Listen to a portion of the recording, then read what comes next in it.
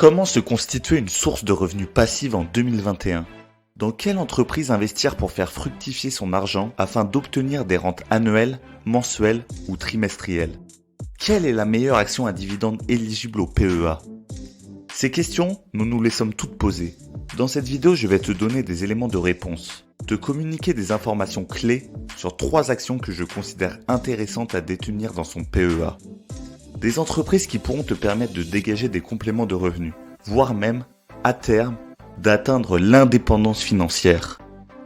En cette période, les marchés boursiers mondiaux sont au plus haut, illustrés par exemple par l'indice français de référence, le CAC 40, qui vient de pulvériser la barre symbolique et historique des 7000 points. Au-delà de cette euphorie, il existe tout de même une certaine tension due à plusieurs problématiques. Tout d'abord le niveau d'inflation, avec l'explosion du prix de l'énergie, des matières premières et toutes les pénuries que cela entraîne dans les chaînes d'approvisionnement et de fabrication.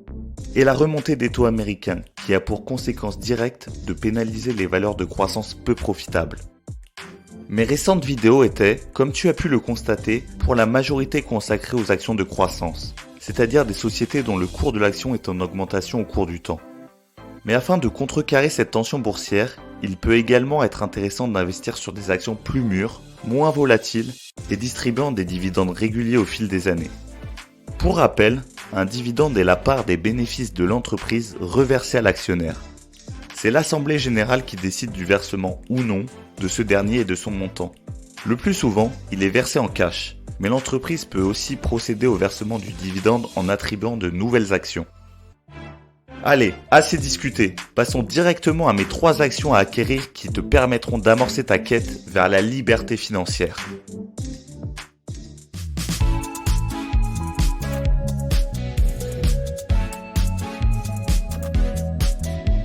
Cinq critères m'ont permis de sélectionner les valeurs que je vais te présenter.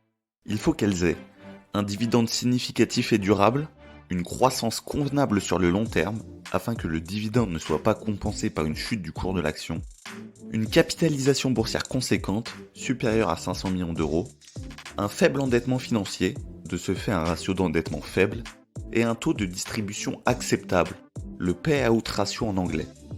Les 3 derniers critères vont nous permettre de nous rassurer sur la pérennité du dividende. Parce que toucher un dividende sur un an c'est bien, mais si ce dernier est régulier, voire même croissant au fil des années, c'est encore mieux.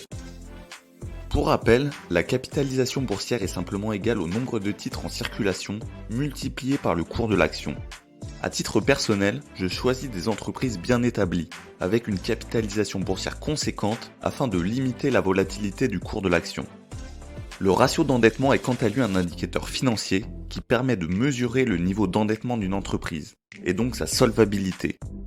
Ce ratio s'obtient en effectuant le rapport entre les dettes d'une entreprise et le montant de ses capitaux propres. Pour ce qui est du taux de distribution, payout ratio en anglais, c'est le pourcentage du bénéfice de l'entreprise qui va être utilisé pour être reversé aux actionnaires. De ce fait, si une entreprise génère 1000 € de bénéfices et qu'elle reverse ces 1000 € aux actionnaires, cela signifie que son payout ratio est de 100%. Il est de ce fait important d'éviter les entreprises ayant un payout ratio supérieur à 100%. Allez, le suspense a assez duré. Passons immédiatement à ces 3 fameuses actions. Et n'hésite pas à liker et à t'abonner si le concept te plaît. C'est ce qui me fait le plus plaisir. Ma médaille de bronze de ce classement est l'action Sanofi. C'est comme Total Energy, société dont j'avais parlé dans une précédente vidéo, un incontournable pour une stratégie de dividende dans un PEA. Sanofi est le premier groupe pharmaceutique européen.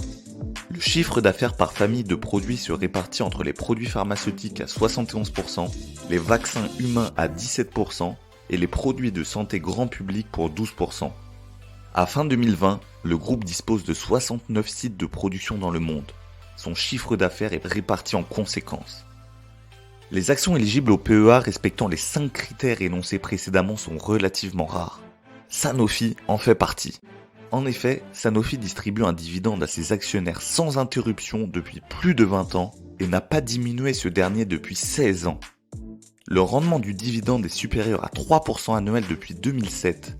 Il a même été supérieur à 5% sur certains exercices. À ce jour, le rendement du dividende Sanofi est de 3,6%. Sanofi distribue son dividende une fois par an, généralement en mai. Autre élément positif, le prix du cours de l'action est dans le vert, si nous le comparons au prix d'il y a 1, 3, 5 ou 10 ans. Sa capitalisation boursière est de 112 milliards d'euros. Son ratio d'endettement est de 0,16, donc faible et en baisse sur les 3 dernières années. Ce sont de bons signaux pour la durabilité du dividende. Le taux de distribution de la société Sanofi est de 70%. C'est un bon ratio, Sanofi ne pioche pas trop dans ses bénéfices pour payer ses dividendes. Encore du bon. J'imagine t'avoir convaincu. Allez, passons directement à mon numéro 2. Ma médaille d'argent de ce classement est l'action BNP Paribas. Alors voilà une entreprise dans le secteur bancaire et de ce fait une entreprise cyclique. Comme son nom l'indique, une valeur cyclique est liée à un cycle de l'économie. Les performances de ces valeurs sont corrélées aux changements économiques de leur secteur d'activité. En théorie, ces valeurs vont donc surperformer les indices boursiers en période d'expansion ou de reprise, mais les sous-performer en période de récession. Lors de l'achat du titre, la prise de risque sera à la hauteur de l'espérance de l'importance de gain. J'attire de ce fait ta vigilance, même si le dividende et la croissance du cours de l'action est exceptionnel dernièrement. BNP Paribas est le premier groupe bancaire français. Le produit net bancaire, le PNB, par activité se répartit entre la banque de détail à 56%, la banque d'investissement pour 31% et la gestion privée et assurance pour 13%. La répartition géographique du PNB est principalement en Europe pour 72%. Dû à la crise du Covid-19, BNP Paribas a coupé ses dividendes pour la première fois depuis plus de 20 ans. Mis à part cette exception, le dividende a toujours eu un rendement supérieur à 2% depuis 1998, et ce dernier a même parfois flirté avec les 6%. À ce jour, le rendement du dividende BNP Paribas est de 4,5%, d'autant plus que la croissance du cours de l'action a progressé de 79% en un an. C'est énorme! BNP Paribas distribue son dividende 2 fois par an, généralement en mai et en septembre. Sa valorisation est de 74 milliards d'euros. Le payout ratio de la société est de 17,96%. C'est très peu. BNP Paribas ne pioche que peu dans ses bénéfices pour payer son dividende. Nous pouvons donc considérer que les dividendes distribués ont encore de beaux jours devant eux. Roulement de tambour, la médaille d'or de ce top 3 est la société AXA. Tout autant incontournable, AXA est le premier groupe d'assurance européen, mais c'est surtout une croissance du cours de l'action impressionnante, couplée à un rendement de dividende remarquable. AXA distribue un dividende sans interruption depuis 1991. Le rendement du dividende est globalement à la hausse au fil des années, avec un rendement toujours supérieur ou égal à 3,9% depuis 2009, même avec la crise du Covid. Le rendement étant même régulièrement supérieur à 5%. Le rendement de l'année est de 5,6%. Le taux de distribution, soit le payout ratio en anglais de la société AXA, est de 62%. C'est un bon niveau. Au sein de son bilan semestriel 2021, la dette de financement du groupe AXA est de 11 milliards d'euros pour des capitaux propres de 73 milliards d'euros. Son ratio d'endettement sur actifs nets est donc très bon, établi à 0,15. En un mot, incontournable. Voilà, c'était pour moi les 3 actions à dividendes à détenir dans son PEA. Nous sommes 5 fois plus que la semaine dernière sur cette chaîne YouTube toute neuve. Merci à tous et bienvenue aux nouveaux venus qui nous ont rejoints dans cette aventure. N'hésite pas à interagir dans les commentaires, j'y répondrai avec plaisir. Et moi je te souhaite plein de réussite dans tes projets et je te dis à très vite.